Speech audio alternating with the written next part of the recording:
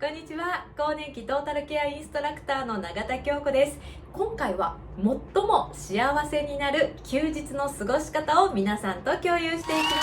す。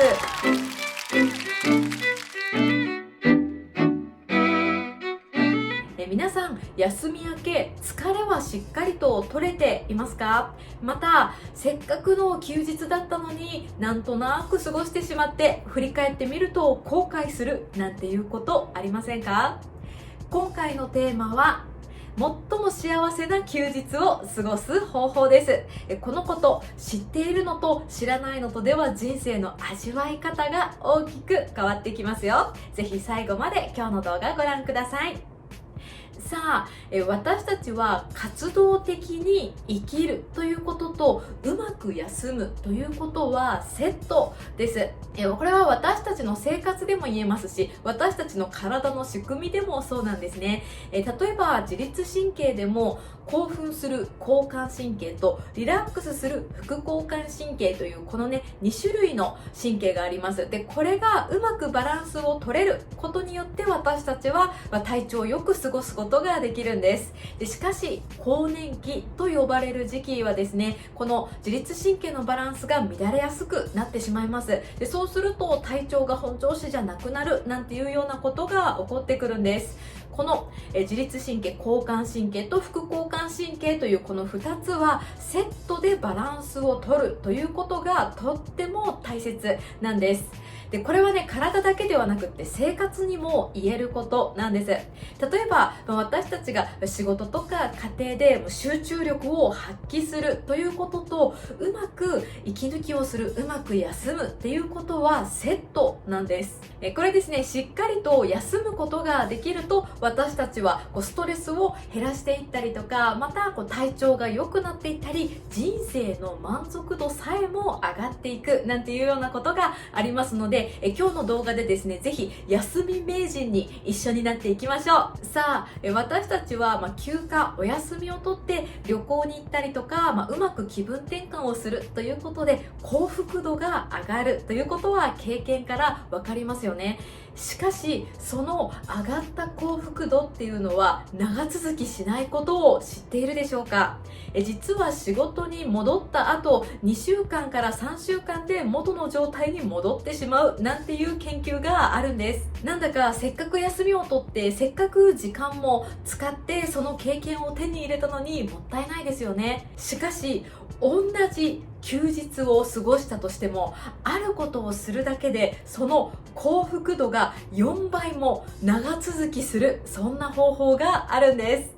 す。これですね、最初に答えを言ってしまうと何をするかというと計画です。これはですね、2010年にオランダで行われた研究なんですけれども、974人の男女を32週間にわたって調査をしていったものです。まずその研究の結果を言いますと、休暇を取った、お休みを取ったという人は、取らなかった人と比べると、取った人というのは幸せ指数が上がっていたということがあります。これはわかりますよね。しかし休暇を取った後の幸福度っていうのは休暇を取らなかった人と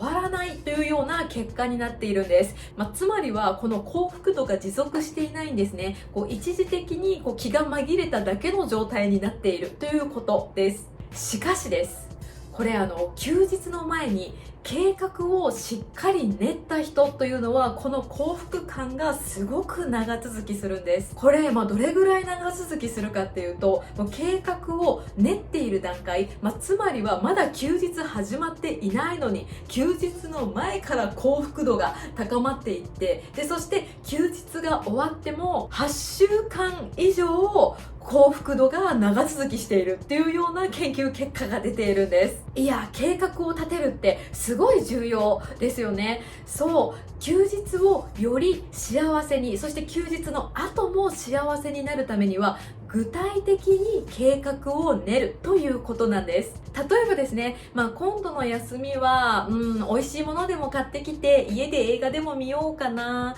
っていうのでは幸福度は長続きしないんですね。そうではなくって3日後は休みなので、朝家の片付けをして、そして11時半から高島屋に行って美味しいサンドイッチを買ってきて、そしてずっと見たかった映画始まりの歌をお家に帰ってきて1時半から見よう、そしてその後はというくらいですね、すごく具体的に計画を練っていくんです。そうすると同じことをして過ごしたとしても人は感じる幸福感っていうのが変わってくるんです。またもっと休日を最高に幸せに過ごしたいという方はですね、さらにあと2つポイントがあります。それは何かというと、1つ目はコントロール感です。その休日を自分でコントロールしているよということを意識できているということ。そして2つ目は何かというと、新しいことへの挑戦です。これはですね、2016年にアイダホ大学の研究でおよそ800人を対象に調査したものなんですけれども、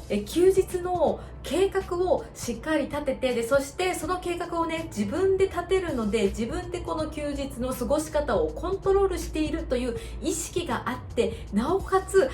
新しいことへ挑戦しているという方は幸福度がすごく大きく上がったっていうような研究報告もあるんです。要は休日の幸福度を上げるには、その休日の過ごし方っていうのを自分にとって新しいチャレンジ、新しいことをやってみるということを具体的に計画立てて実践するということです。これね、言うのは簡単なんですけれども、だけど何事もねやっぱり自分で計画立ててそれを実行していくプロセスって、なかなか大変じゃないですか。大変なので結構ね、多くの人がその決定権っていうのを誰かに委ねることが多いんじゃないかなと思います。実はそれってすごいもったいないことなんです。だって本当は自分が一番幸せを感じられ、それを長続きさせられるポイントっていうのを人に渡しちゃってるっていうわけですから。よくあるのは、例えば旅行に行きますよっていう時に、その旅行の代理店でもともと組まれている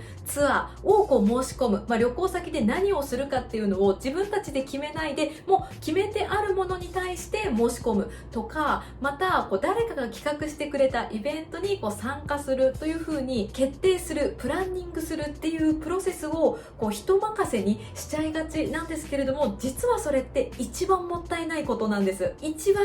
私たちの幸福度を高めてくれる、人生をたくさん味わえるっていう部分を人に渡しちゃってるっていうことなんです。とはいえ私たち普段の生活の中でそんな計画立ててそれを実行に移してということをしていないと、なかなかハードルが高いことなのかなというふうに思います。そんな方はですね、この方法から始めてみるのがおすすめです。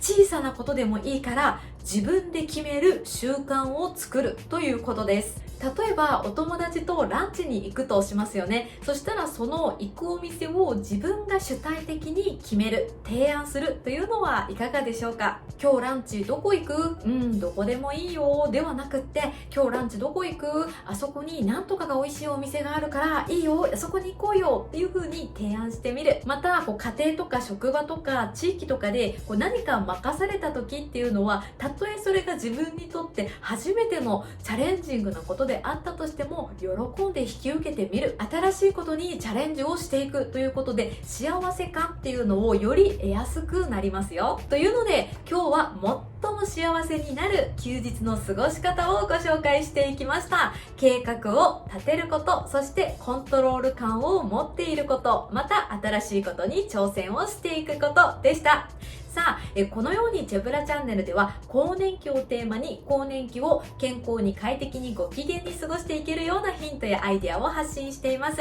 症状別の対策ケア方法であったり、また更年期体験談などなど発信していますので、ぜひチャンネル登録をして日頃の心と体の健康づくりにお役立ていただけたらとっても嬉しいです。というので今日もありがとうございました。また次の動画でお会いしましょう。